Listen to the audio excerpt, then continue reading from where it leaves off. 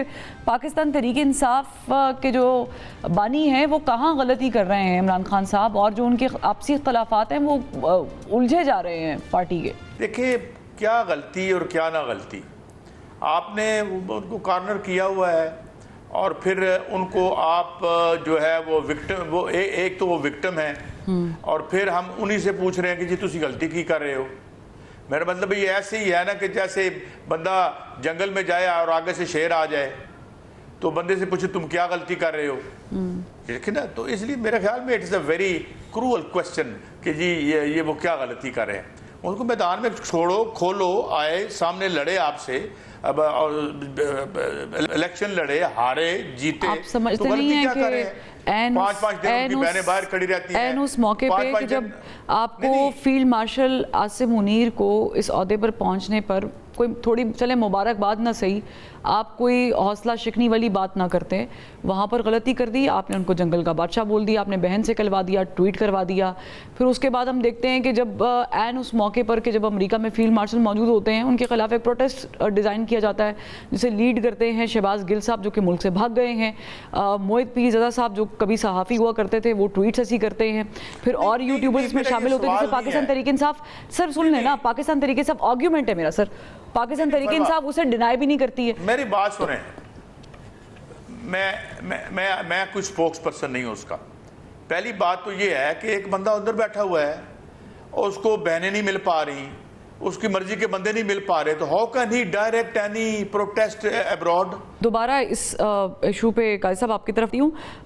अतर मुझे बताइएगा, एक और भी शख्सियत हैं जो कि सुनने में आ रहा है काफ़ी मुतहरिक हो गए हैं। 2018 के इलेक्शन में भी खैर उन्होंने मुतहरिक होकर काफ़ी जलवे दिखाए थे, उनके हेलीकॉप्टर ने, जहाज़ ने, जहांगीर तरीन साहब।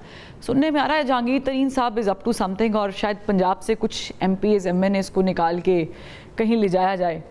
ये कहाँ ले जाने की तैयारी हो रही है और कौन सी जमात आपको लगता है कि टारगेट पे है? परवा हजारों ख्वाहिशें ऐसी कि हर ख्वाहिश पे दम निकले, बहुत निकले मेरे अरमां पर फिर भी कोई कम निकले।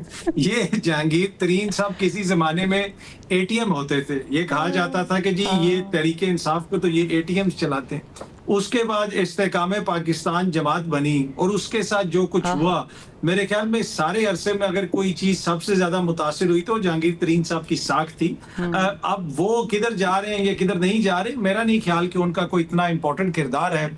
जिन्होंने उनके साथ इतने ज्यादा लोगों को शामिल करवाया, सब कुछ किया, फिर भी कुछ नहीं हो सका। तो इस वक्त जहांगीर तरीन साहब पीपल्स पार्टी में जाते हैं तो उससे फर्क पड़ेगा, पीपल्स पार्टी के एक वोट में इजाफा हो जाएगा पंजाब में, इससे ज्यादा और क्या उसके ऊपर असर पड़ेगा वो मुझे नजर नहीं आ रहा।